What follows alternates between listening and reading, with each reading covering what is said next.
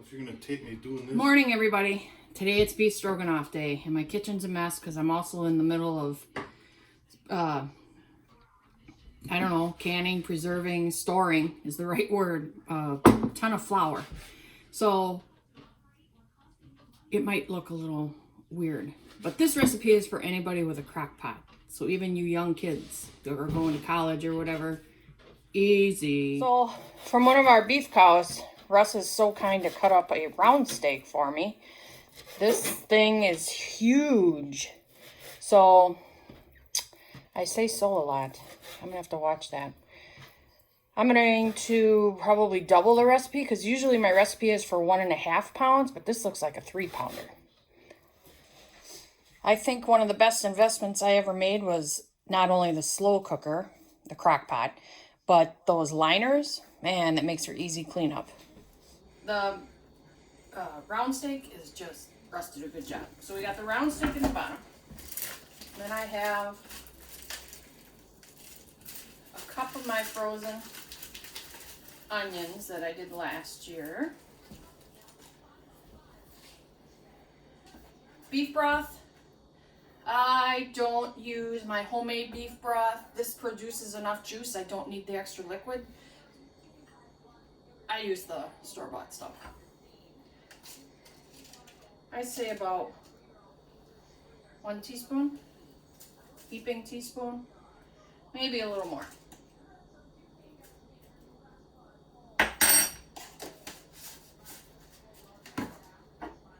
I'm going to try and use up my minced garlic. You can do a fresh garlic clove in there, 1 or 2. You can do garlic powder. Don't do garlic salt because the broth already is salty. I'm going to do about, if that was a level, it'd be level. So 1.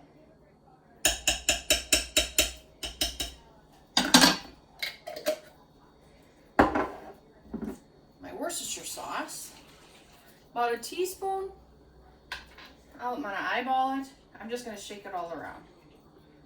Okay, that looks good. That's probably a tablespoon. 2 cans of cream of mushroom. Once you make this recipe, you want it creamier, add another can. If you want it, you know what I mean? Make this as creamy as you wish. I find that the sauce is sometimes the best part. I serve this on egg noodles. You can do it on rice. So more of the sauce or the gravy, you could call it too. Sometimes the better. So let me get a little spatula to get that out.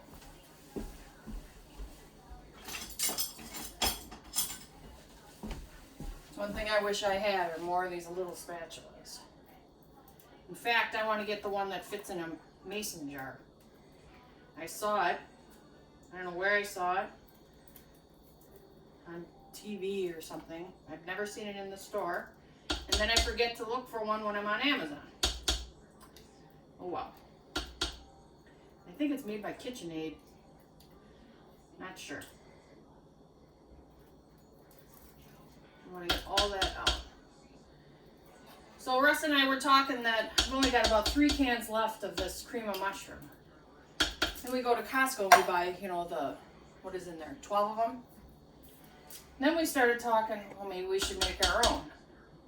Have any of you made your own? I've never done it. So is it worth making your own and putting it into the small jelly jar sizes? Because most recipes you get, and they ask you, or they don't ask you, they tell you, you know, soup, they say 1 can, 2 cans. Yes, I can always look and say 1 can is what, 10 ounces? Well, that's kind of hard in a mason jar. Sometimes when I cook, I don't want to think, I just kind of do it.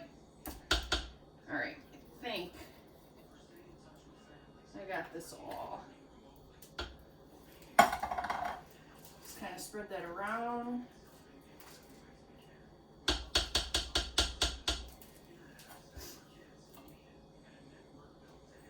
Yesterday we had almost 80-degree weather, and today we got, what, 40s, 50s? They were teasing us. And then pepper. How much you want. Now, I don't salt this. You can.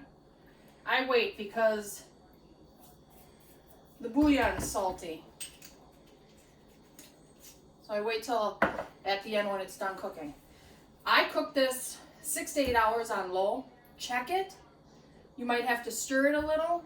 I've never had to add water to it, but I guess it depends on the meat. Is it older, drier meat, or is it fresher meat? So I plug that in. Lid. Low. And leave it alone all day. I'll bring you back. You want to look at the inside, Russ? I'll bring you back when this is done, because to finish it, I put sour cream in it. So that also makes it nice and creamy. So this is the beef stroganoff. Very simple. Absolutely anybody can do this. And even as leftovers, like chili gets better, this gets better. All right, I'll see you later. A day or two ago, we make our own suet, and I saw woodpeckers in our backyard. There's a pair of them, I think. The red-headed, I think the downy, but we've got two kinds, the bigger ones and then the smaller ones, and I don't think it's the real big one. So since we make our own suet, a couple days ago, we made it, and I want to check it and see if it's dry. So it's dry to touch. So I think I can put it out. So I'm going to cut it into the right size I need. I mean, we've put the whole brick out there, but I have a suet hanger, and I want to put it in the suet hanger so I can get it for the woodpeckers. The other thing is we've made some of these for just the squirrels. Yes, it's irritating. The squirrels eat our birdseed, but I found that if you feed the squirrels somewhere else, it keeps them off the bird feeders. So that's really cool. Early this morning, I also was making bread. So I've got it proofing in the oven because my kitchen's so cold, I cannot get bread to rise. So I got it in the oven. I'm going to check it. I think it's been in there for a half hour to see if it's risen at all. Yep, it's risen. So I got a damp towel over it in the oven with the light on. That's how I have to proof it. Well, I couldn't wait to cut the suet. Sorry, Russ. So let me show you. I think it turned out pretty good. So I have another one over here. There's our greenhouse. I'm so excited. I gave the squirrels whatever crumbs. I have another suet hanger right there. I already had a bird on it. I also never showed you the raised beds Russ built for me last year. He built these for me last year. And to me, these are raised beds. They're nice and tall. Let me get in there. And then we put cattle panels up that we had from when we did our cows. See how nice and tall these are? They come, to my knee easily. So our chives are here. That one is onion chive. Woo. No, sorry, garlic chive. Oh, it's garlicky. And this is regular. You gotta keep them separate. So we're not 100% sure what we're gonna put in here. I did peas and morning glories on these last year here, and the peas just didn't work. But the morning glories, they went up and over, and then they just swallowed up the rooster up there. So I think we're doing onions. I'm not sure. We had tomatoes on this side here, and they did great. But we're doing too many tomatoes this year. So we might be doing and letting it go up there, zucchini and squash, and then just tie it up as it grows. So the bread turned out really good. Hope there's some left later for the beef stroganoff. Well, it's done. The meat's really tender. Really, really tender. And I shouldn't have done that because now I need that spoon. Let me rinse that off. Oh boy. All right.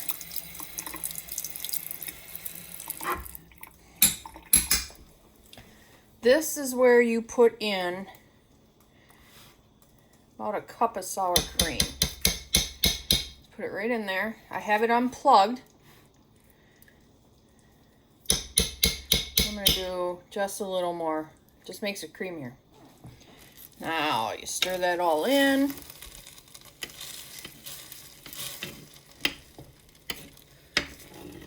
So I do this when I'm making the noodles, which I am right now. Stir it in really good. And then I just let this sit. Just let it sit. And that's beef stroganoff, because then I put it over noodles, which I'm doing tonight, or rice.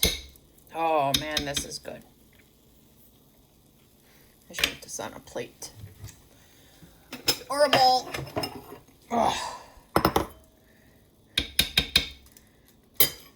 That's it.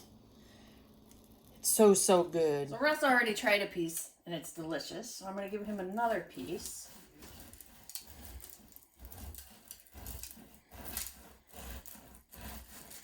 You want butter, Russ? Yes, please. Is that big enough for you? Mm-hmm. You can always have more. And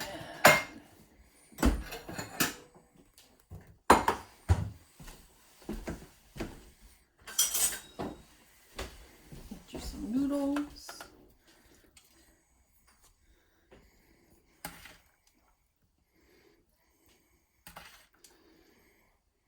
More noodles? Mm-hmm. Good.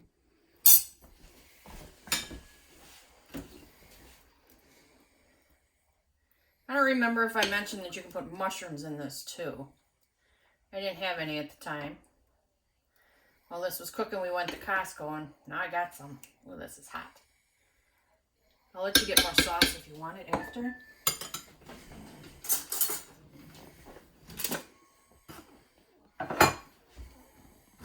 Spoon or fork?